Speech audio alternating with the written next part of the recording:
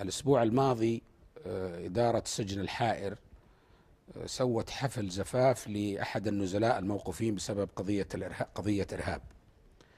جهزت استراحة للرجال وللنساء، وطبعا كل ما يتطلبه الفرح، ودعت أهل العريس والعروس، وكان في أيضا توجيهات من سمو ولي العهد الأمير محمد بن نايف وزير الداخلية، وكان هدية منه. التقرير اللي تشوفونه احنا صورناه بدون أي مؤثرات، لأنه كل الشيلات اللي بتسمعونها من جزء من الحفلة. خلونا نشوف التقرير يا شباب.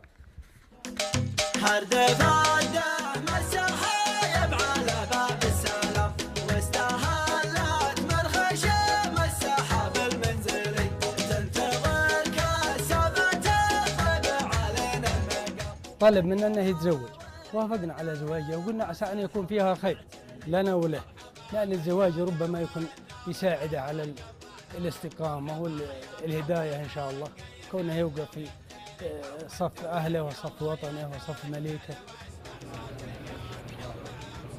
سلمت جينا ما شاء الله حصلنا كل شيء هنا، كأن ما كنا سوينا احنا في البيت أو في استراحة عندنا، ما نسوي زي الاستقبالات.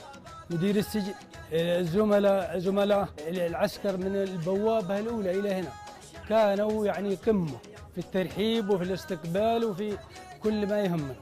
الصالة ما كنت أتوقع الصالة هذه ولا أتوقع الاستقبال اللي يعني يثلج الصدر.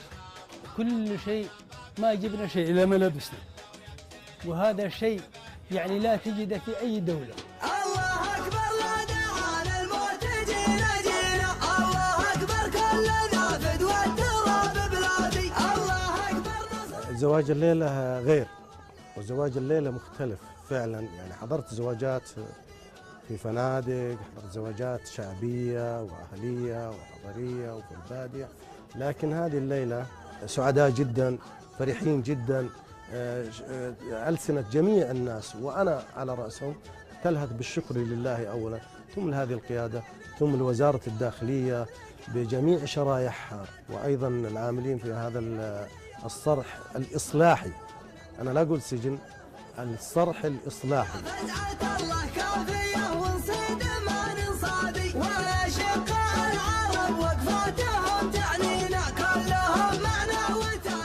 مرحبا ترحبت ترقى سنود وافية والطيبة من جودها. الهدف من الزواج هذا هو إصلاح السجن وليس العقوبة.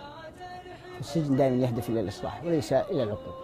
والنفوس الطيبة مقصودها، والنفوس الطيبة مقصودها. ومرحبا ترحبت مثل الورود من بساتين تفوح ورودها. اليوم عرضوا عليه القرار انه بيتزوج، فرحنا وفرح. توقعت يعني الضيافة دي، والله يعطيكم العافية وعقبال ان شاء الله لكل شاب.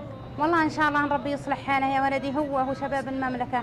انا تعبانة نفسيا من الوضع اللي قاعد يصير في بلدنا، لأنهم عيالنا كلهم وما نبغى لهم ضرر، ولا لبلدنا ولا لحكومتنا، وحن في أمن وأمان وحن في نعمة ولله الحمد والشكر. ومرحبا ترحبت ترقى سنود من كرمها ما تضيق حدودها.